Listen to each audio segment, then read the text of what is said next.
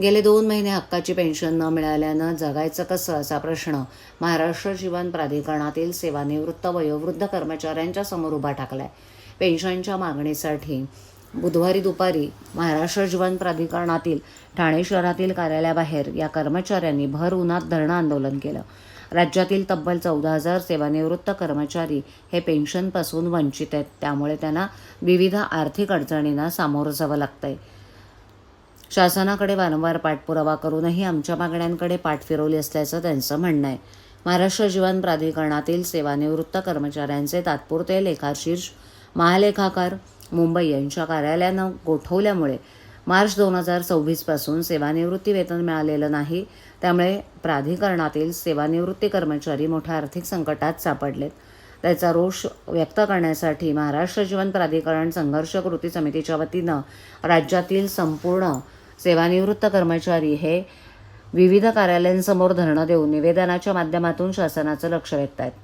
मार्च 2026 पासून कर्मचाऱ्यांना 2026-27 अर्थसंकल्पात 400 कोटी रुपयांची तरतूद असून सुद्धा सेवानिवृत्त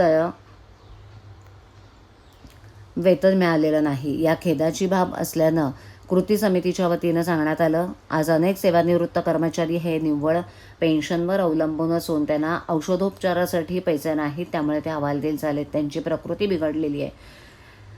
आज आम्हाला एक दिवस धरणं आंदोलन करावं लागतंय. पेन्शन लवकर न मिळाल्यास हजारोंच्या संख्येनं पेन्शनधारक आझाद मैदानावर उपोषण करतील असा इशारा कृती समितीचे सदस्य सिद्धार्थ रोकडे यांनी दिलाय.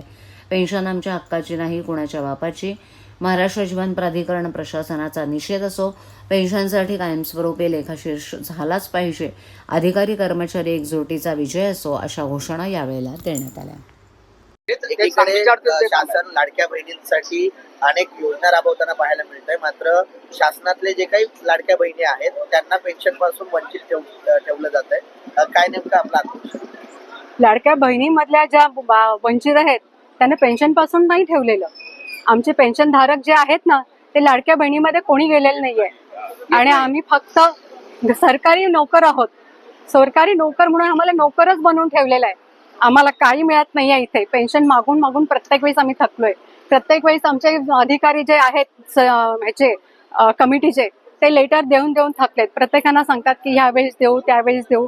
देणार कधी माहिती नाही. आम्ही आपलं वाट बघतोय. आता 2 महिने झालेत सर, आम्हाला अजून पेन्शन नाहीये. आम्हाला 2-4 दिवसापूर्वीच मला एक न्यूज झाली, कोणी ना लातूर मधले आरेखक त्यांना पैसे नसल्यामुळे, औषधं नसल्यामुळे ते वारले.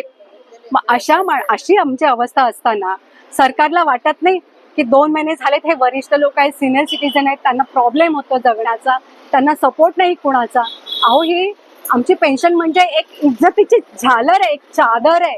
आम्ही कुणाकडे हात पसरणार नाहीये. त्याच्यासाठी आम्ही पेन्शन मागतोय. आम्हाला हक्काचं जेवू द्यावं, तेवढंच आम्ही सांगतो. 2 महिने झाले आम्हाला अजून पेन्शन नाही मिळालेली.